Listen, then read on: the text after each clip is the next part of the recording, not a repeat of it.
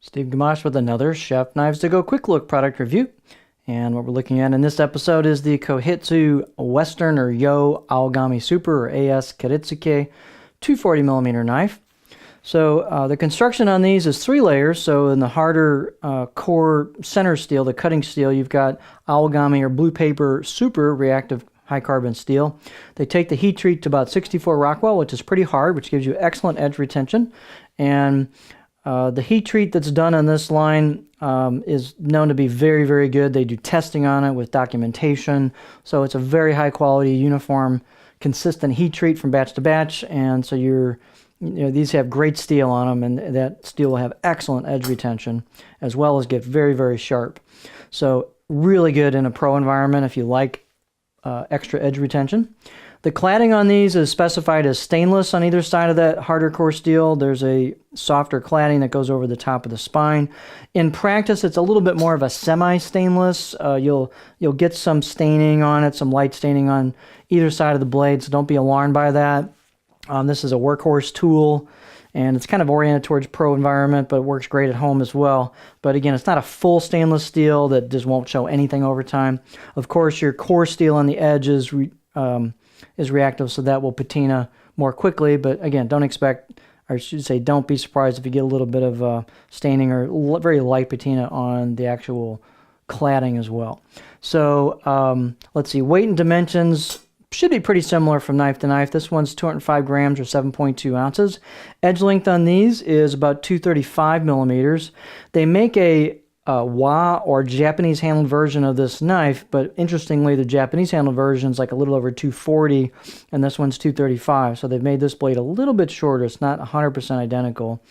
So it's about 9¼ inches on the cutting edge. Overall length about 14.2 inches for the actual knife, all the way from handle to tip. The spine thickness is about 2.1 millimeters coming out of the handle, and that doesn't lose a lot. It's about 2 millimeters in the middle. Pretty much just maintains that. As you hit the corner there on that reverse sword tip, you can see the grind just kind of continuously comes down from the spine to the edge at that point. So you can see it gets pretty thin right at the tip, and the performance on the tip is very, very good. These also get pretty thin. They're ground nice and thin at the edge where it counts for performance as well. So overall, they're very good performing knife. The blade height is generous at 49.5 millimeters at the back, at the heel. And so that gives you plenty of clearance for your cutting board. The handle on this is a mahogany, kind of a stabilized, layered, laminated wood product. Full tang construction, stainless tang, stainless rivets, stainless steel bolster that flows directly into the knife itself. So it's really smooth transition, really nice upscale look to it. The blade has a nice convex style grind to it. This is a pretty good shot of it. So you've got vertical machine finish on it from spine to edge as far as the sanding marks go. You've got embossed or pressed in kanji on the right side of the blade as you'd be holding it. And on the left side the blade is plain.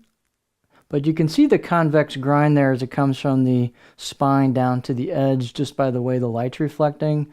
So that's nice. It gives you really good performance, a little bit of food release assist there and food separation. So it's got decent food release despite the type of blade that it is. It's not just straight flat ground. And you can see on the right side of these, they tend to thin it out a little and kind of polish a section there towards the edge. And on the left side of the blade, they tend not to do that. So they thin it out a little bit with kind of a right-hand side bias to it, but I've never really had a steering issue with these. I'm left-handed, so I wouldn't worry about it. But that increases the performance a little bit. And as I said, the performance is good. They're very sharp out of the box.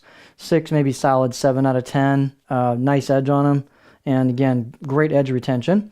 They're fairly stiff as well. And here is the balance point on that, which is kind of where you'd expect with a Western style handle with full tang construction. So you'll get that kind of handle back balance bias on these a little bit, like a kind of a standard Western style chef's knife.